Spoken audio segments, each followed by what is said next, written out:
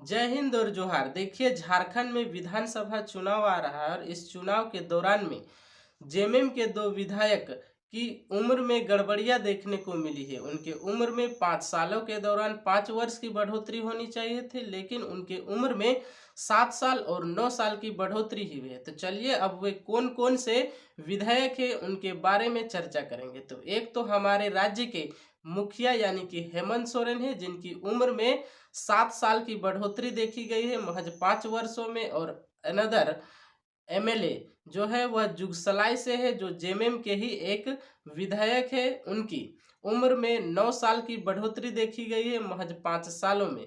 तो चलिए, सबसे पहले हम हेमंत सोरेन के बारे में बात कर लेते हैं। हेमंत सोरेन की बात करें तो वह बरहेट सीट से विधायक प्रत्याशी हैं और 2019 में उनकी उम्र, जब वह नामांकन पर्चा भर रहे थे विधायक पद के लिए, तो उनकी उम्र 42 वर्ष थी। और जब वह 2024 में नामांकन पर्चा भरते हैं वही बरहेट सीट से, तो उनकी उम्र 49 वर्ष हो जाती है। तो इनमें से देखा गया कि 5 साल में उनकी 7 वर्ष की बढ़ोतरी हो गई है उनके उम्र में। जब यह पूछा गया जेएमएम के नेताओं से, तो जेएमएम के नेताओं में से एक मनोज पांडे, जो काफ़ी चर्चित नेता है, उन्होंने कहा कि देखिए, हम लोग जो जो भी नामांकन पर्चा देते हैं उसके साथ कुछ आधार प्रूफ देते हैं।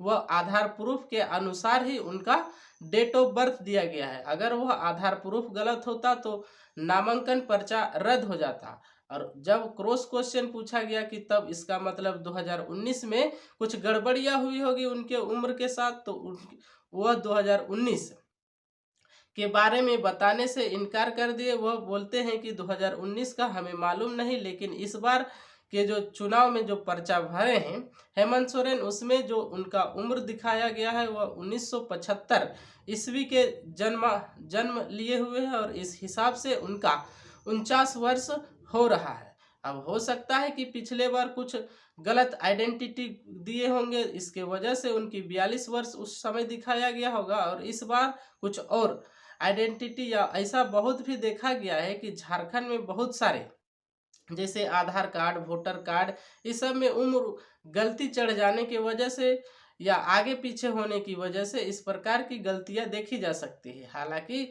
यह गलतियां वैसे भी होती है और एक प्रकार की एक अपनी कुछ बातें छिपाने के लिए भी विधायक प्रत्याशियों द्वारा इन प्रकार की गलत इन्फॉर्मेशन भी दी जाती है। हालांकि इस बार का उनका कहना है कि इस बार का जो नॉमिनेशन पर्चा में वह सही इन्फॉर्मेशन दिए हैं, जिसकी वजह से उनका नॉमिनेशन रद्द नहीं हुआ है। अगर वह गलत देते तो रद्द होता। हो सकता है 2019 में कुछ अपने गलत आइडेंटिटी दिए होंगे, इसके वजह से वह उस समय उनका 42 वर्ष दिखाया होगा। और बात करें और एक जेएमएम के विधायक जो जुगसलाई से मंगल कालिंदी, जो उनका 9 वर्ष की बढ़ोतरी देखने को मिला है महज 5 वर्षों में, उनमें तो हमें लगता है कि उनमें जो जानकारी 2019 में दी थी वह कहीं ना कहीं फेक था, ऐसा मेरा मानना है। क्योंकि वह उन्हें बताया जाता है कि वह 2019 में काफ़ी गरीब विधायक की गिनती में आते हैं और महज उनके पास 30,000 ही पैसा था उस समय। उसकी आर्थिक टोटल इनकम 30,000 थी सभी चीज़ों का मिला के, लेकिन अभी वह करोड़ों के संपत्ति के मालिक है। और जो 30,000, और वह उनका बताया जाता है कि वह बीपीएल धारी है, उनके पास ना कुछ अपना मकान था, कुछ भी नहीं था, और वह विधायक बनते हैं। ऐसा तो हमें संभव झारखंड में नहीं लगता है। आप लोगों को कैसा लगता है, आप लोग कमेंट करके बताएंगे। क्योंकि उनकी उम्र में 9 साल की बढ़ोतरी देखी गई है और उनके जो अभी करोड़ों की संपत्ति हो गई है, अचानक 30,000 के इनकम से, आय से, टोटल उनकी आय से इतना बढ़ोतरी होने में कुछ ना कुछ दिखता है, जो कहीं ना कहीं फॉल्ट है 2019 के। जब नामांकन पर्चा भरे होंगे तो कुछ गलत इन्फॉर्मेशन दिए होंगे, और ऐसा हुआ भी है।